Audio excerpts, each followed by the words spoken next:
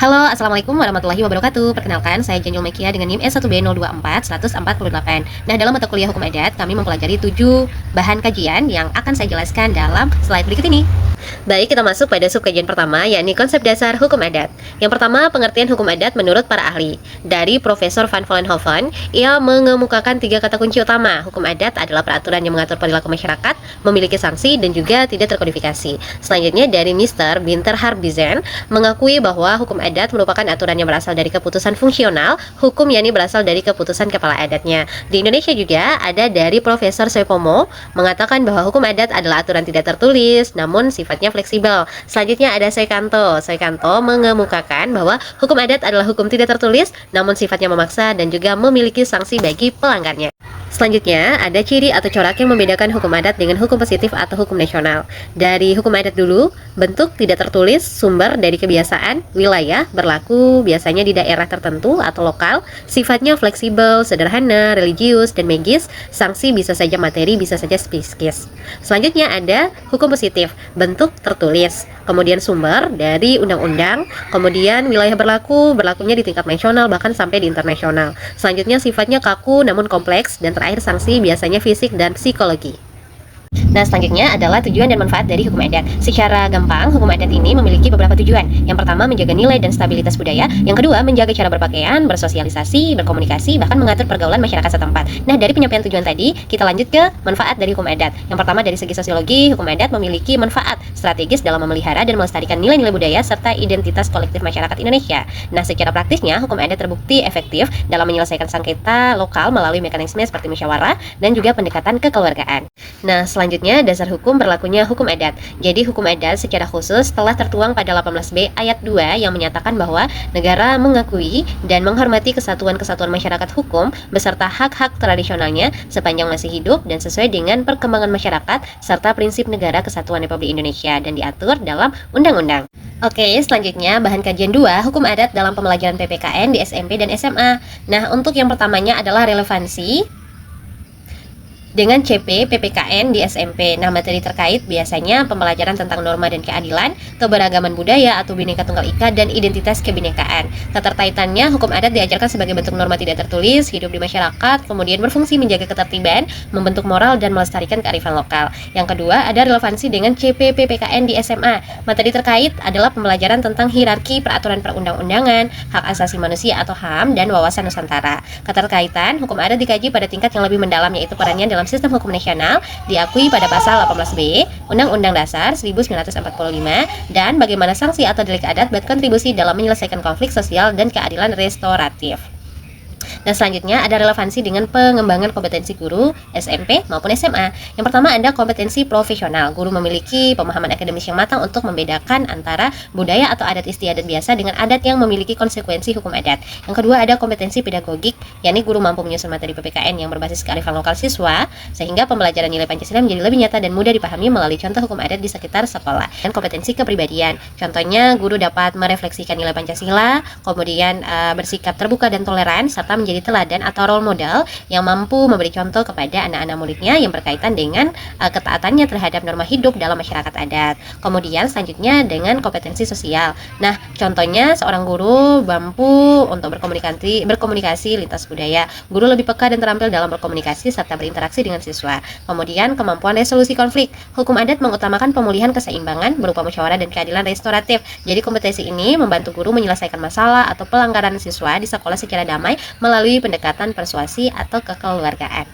Nah, selanjutnya ada bahan kajian 3 masyarakat hukum adat. Saya mengambil kutipan dari pandangan para ahli, yakni Terhan Bizen. Ia mendefinisikan masyarakat hukum adat sebagai sekelompok orang yang teratur, bersifat tetap, dan memiliki kekuasaan sendiri serta kekayaan sendiri, baik itu berupa benda terwujud maupun benda tidak terwujud. Nah, kelompok ini biasanya memiliki pemimpin yang bertindak di dalam bahkan di luar masyarakatnya untuk kepentingan bersama. Dan kemudian dari Van Vollenhoven, yakni seorang tokoh yang dijuluki sebagai bapak hukum adat, ia menekankan bahwa masyarakat hukum adat adalah kesatuan dari masyarakat yang mempunyai hukum adat sendiri, penguasanya sendiri, dan wilayah hukumnya sendiri. Nah, keberadaan mereka diakui secara de facto mendahului keberadaan negara modern. Oke, selanjutnya dasar terbentuknya masyarakat hukum adat di Indonesia. Di Indonesia sendiri ternyata terbagi menjadi 3 kategori utama berdasarkan faktor pengikatnya. Yang pertama ada genealogis, yakni faktor keturunan. Yang kedua ada teritorial atau wilayah, dan yang ketiga ada gabungan genealogis teritorial, yakni keturunan dan wilayah. Sekarang kita perjelas ya. Yang pertama ada masyarakat adat genealogis, yakni masyarakat ini terbentuk berdasarkan hubungan darah atau garis keturunan yang sama dari satu leluhur. Seseorang otomatis menjadi anggota karena faktor kelahiran atau perkawinan. Berdasarkan garis keturunannya, sistem ini dibagi menjadi 3. Yang pertama ada patrilinear, garis ayah keturunannya ditarik dari pihak laki-laki. Contohnya ada masyarakat adat Batak, Nias, dan juga Sumba. Selanjutnya ada matrilinear, yakni garis keturunan diambil dari pihak ibu. Contoh utamanya adalah masyarakat adat Minangkabau, dan bilateral atau parental, yakni menarik garis keturunan dari ayah dan ibu atau seimbang. Contohnya masyarakat adat Jawa, Sunda, dan juga Bugis. Nah, selanjutnya ada masyarakat hukum adat teritorial. Masyarakat ini terbentuk karena para anggotanya bertempat tinggal di wilayah geografis yang sama. Mereka tidak harus memiliki hubungan darah, melainkan terikat oleh rasa kebersamaan karena hidup dan mengelola tanah di lingkungan yang sama. Contohnya masyarakat desa di Jawa, negeri di Maluku, dan Banjar di Bali. Selanjutnya ada masyarakat hukum adat genealogis teritorial, yakni terbentuk karena gabungan kedua faktor di atas yang telah saya sampaikan tadi, yaitu terikat oleh hubungan darah sekaligus mendiami wilayah yang sama. Contohnya masyarakat adat Nagari di Minangkabau yang mengikat satu suku atau parui sekaligus wilayah nagarinya. Masyarakat Kuria di Tanah Punila, dan masyarakat Buai atau Kebuayan di Lampung. Oke, selanjutnya kita masuk pada subkajian 4, yakni hukum adat kekerabatan. Untuk pengertiannya sendiri, hukum adat kekerabatan adalah keseluruhan aturan hukum adat yang mengatur tentang status, hak, kewajiban seseorang dalam struktur keluarga atau kelompok kerabatnya. Hukum ini menentukan bagaimana hubungan darah, perkawinan, dan pengangkatan anak mempengaruhi kedudukan hukum seseorang dalam masyarakat adat. Selanjutnya ada sistem kekerabatan adat. Di Indonesia sendiri terbagi menjadi 3. Yang pertama ada patrilineal, menarik garis keturunan dari pihak ayah, anak-anak laki-laki menjadi penerus klan. Yang kedua ada matrilineal, menarik garis keturunan hanya dari pihak ibu, yakni perempuan menjadi penerus klan. Dan ada bilateral atau parental, menarik garis keturunan dari pihak ayah dan ibu atau dibilang seimbang. Dan selanjutnya ada hubungan anak dan orang tua. Jadi hubungan ini mengatur hak asuh, status anak, dan juga tanggung jawab orang tua. Misalnya pada masyarakat patrilinear, anak kandung sepenuhnya masuk ke dalam klan ayah. Jika terjadi perceraian, hak asuh anak umumnya berada di tangan pihak ayah atau keluarga laki-laki. Selanjutnya ada masyarakat matrilineal. Anak kandung masuk ke dalam klan ibu, pihak paman dari jalur ibu atau mama memiliki tanggung jawab besar dalam membimbing, mengawasi kemenakannya selain ayah kandungnya sendiri. Selanjutnya ada masyarakat bilateral. Anak ini memiliki kedudukan yang setara terhadap keluarga ayah maupun ibu. Kedua orang tua bertanggung jawab penuh secara bersama-sama atas pengasuhan anak. Dan yang terakhir ada anak angkat atau anak adopsi. Pada sistem patrilinear seperti Bali atau Batak, pengangkatan anak laki-laki melalui upacara adat seperti pemberasan atau peseput sangat penting untuk meneruskan garis keturunan dan hak waris yang sempat terputus. Selanjutnya ada hubungan antar saudara. Kalau hubungan antar saudara, kita akan berbicara tentang tanggung jawab pengganti. Nah, jika orang tua wafat, saudara laki-laki tertua pada sistem patrilinear atau paman dari pihak ibu pada sistem matrilinear wajib menjadi pelindung bagi saudara-saudaranya yang masih kecil. Yang kedua, aspek kewarisan. Hubungan antara saudara menentukan pembagian harta waris. Pada sistem patrilinear, saudara laki-laki mendapat porsi utama. Pada sistem matrilinear, saudara perempuan menguasai harta pusaka tinggi. Pada sistem bilateral, semua saudara, baik itu laki-laki dan perempuan, membagi warisan secara seimbang. Yang selanjutnya ada larangan perkawinan. Jadi hukum adat melarang keras perkawinan antara saudara kandung, saudara sepersusuan, atau sesama anggota klan terkecil yang dianggap masih satu darah yang tunggal.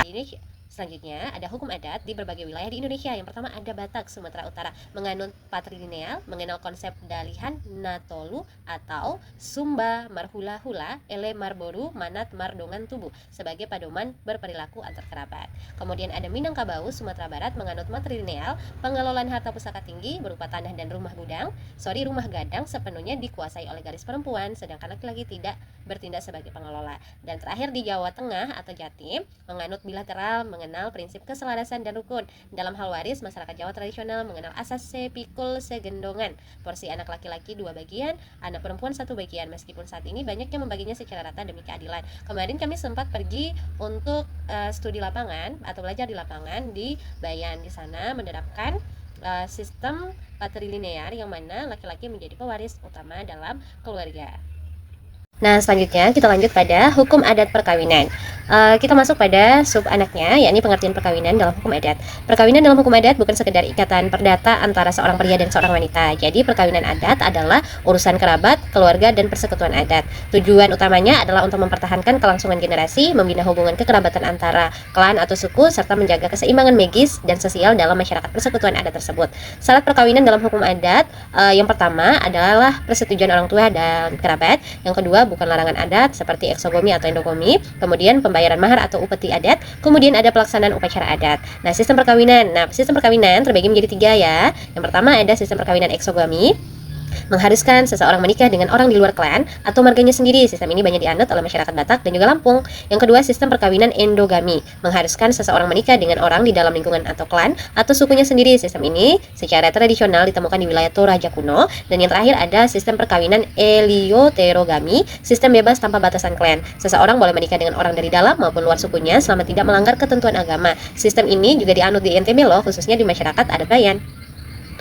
Kemudian ada pun tahapan pernikahan adat. Jadi tahapan pernikahan adat ini didahului dengan lamaran, kemudian upacara inti dan juga pasca menikah. Dan selanjutnya kita lanjut pada sub kajian berikutnya, yakni tentang hukum adat waris. Jadi hukum adat waris adalah aturan-aturan adat yang mengatur proses penerusan dan peralihan harta kekayaan, baik berwujud benda maupun tidak terwujud, dari satu generasi ke generasi berikutnya.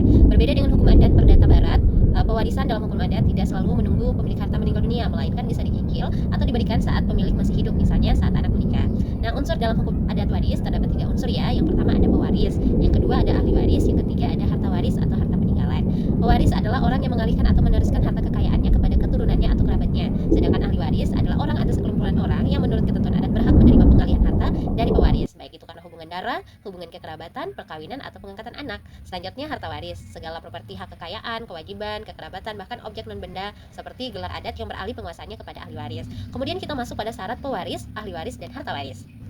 Syarat pewaris menurut hukum adat yang pertama, memiliki kecakapan hukum adat untuk menguasai harta. Kemudian telah mencapai batas usia atau momen tertentu, misalnya anak-anak sudah mandiri atau menikah jika pembagian dilakukan saat masih hidup, kemudian meninggal dunia jika pembagian terjadi pasca kematian. Kemudian ada ahli waris, yakni memiliki hubungan hukum yang sah dengan pewaris atau anak kandung, anak angkat yang sah atau kerabat dekat sesuai dengan kekerabatan, tidak melakukan pelanggaran adat berat yang menyebabkannya durhaka atau keluar dari persekutuan adat, dan masih hidup saat peralihan harta terjadi. Selanjutnya ada harta waris, jadi status kepemilikannya jelas, milik pewaris bukan milik ulayat atau bersama persekutuan yang tidak boleh dibagi. Jelas klasifikasinya, apakah harta bawaan, warisan masa lalu, atau harta pencarian diperoleh selama pernikahan. Selanjutnya tata cara pembagian harta waris. Jadi pembagian harta waris dalam hukum adat sangat dipengaruhi oleh sistem kekerabatan dan mengutamakan asas musyawarah mufakat serta asas komunal, kepentingan bersama. Secara umum terbagi menjadi 3 pembagian. Yang pertama ada sistem kolektif, yang mana harta waris tetap utuh dan dimiliki bersama oleh para ahli waris. Kemudian ada sistem mayorat, harta warisan jatuh seluruhnya atau sebagian besar kepada satu anak saja. Kemudian sistem individual, yang mana harta warisan langsung dibagi-bagikan kepada masing-masing ahli waris secara perorang-orangan sehingga kepemilikannya menjadi milik pribadi. Dan selanjutnya contoh hukum adat waris di berbagai wilayah di Indonesia. Nah, yang pertama ada Minangkabau, yakni matrilinear, menerapkan sistem waris kolektif untuk harta pusaka tinggi seperti sawah dan rumah gadang. Kemudian harta ini jatuh ke garis keturunan perempuan dan dikelola di bawah pengawasan paman atau mama, sementara harta pusaka rendah atau harta pencarian orang tua bisa dibagi secara individu kepada anak kandung. Kemudian selanjutnya ada Batak, yakni patrilinear, menggunakan sistem mayorat laki-laki atau individual yang berpusat pada laki-laki. Hanya anak laki-laki lah yang menjadi ahli waris utama untuk meneruskan marga dan menjaga harta bawaan. Dan yang terakhir ada dari Jawa, bilateral atau parental, menggunakan sistem individual. Anak laki-laki dan perempuan sama-sama berhak menjadi ahli waris. Secara tradisional dikenal asas sepikul segondongan, porsi anak laki-laki 2 sebagian dan perempuan 1 bagian. Nah, terakhir kita masuk pada kajian delik adat. Delik adat sering disebut sebagai hukum pidana adat. Nah, adalah segala perbuatan, perkataan, atau kelalaian yang melanggar rasa keadilan, kesucian, dan keseimbangan magis masyarakat adat. Berbeda dengan hukum pidana nasional kayak KUHP yang menganut asas legalitas atau kaku, harus ada undang-undang yang tertulis mengatur terlebih dahulu. Delik adat didasarkan pada asas ketidakpatutan dan terganggunya ketentraman komunitas. Jika suatu perbuatan menimbulkan kegoncangan sosial atau menodai kesucian kampung atau desa, perbuatan tersebut langsung dianggap sebagai delik adat yang harus dipulihkan melalui sanksi adat. Adapun jenis-jenis delik adat, secara umum para ahli adat membagi delik adat ke dalam beberapa kategori utama. Yang pertama, delik terhadap nyawa dan tubuh, yakni perbuatan melukai, menganiaya, atau menghilangkan nyawa orang lain yang menyelesaikannya berfokus pada denda adat untuk meredam dendam antara keluarga. Yang kedua, delik terhadap harta benda, yakni pencurian, perusakan fasilitas adat, atau penyerobotan tanah ulayat milik persekutuan. Selanjutnya ada delik terhadap kesusilaan dan kehormatan. Contohnya ada pelecehan, penghinaan tetua adat, atau merusak nama baik klan atau marga seseorang. Dan yang terakhir ada delik terhadap ketentraman umum dan magis atau sumpah, perbuatan yang dianggap menodai kesucian wilayah seperti melanggar pantangan adat, merusak tempat keramat, atau melakukan perbuatan yang tidak baik. Nah, perbuatan ini diyakini bisa mendatangkan bencana alam atau sial bagi seluruh desa jika tidak segera disucikan. Adapun berikutnya kita masuk pada contoh delik adat di berbagai wilayah di Indonesia. Langsung saja kita masuk pada Maluku dan juga Papua. Salah satunya adalah pelanggaran sasi, yang mana sasi adalah pelanggaran adat untuk mengambil hasil alam tertentu seperti lobster, lola, atau kelapa dalam jangka waktu yang telah disepakati demi menjaga kelestarian lingkungan. Pelanggaran terhadap sasi ini disebut delik ekonomi lingkungan adat. Nah, sanksi yang biasa diberikan berupa pelaku yang tertangkap mencuri hasil alam saat masa sasi berlangsung akan dikenakan denda berupa uang tunai, penyitaan alat tangkap, atau diarak keliling kampung mengenakan pakaian dari daun kelapa sebagai sanksi moral.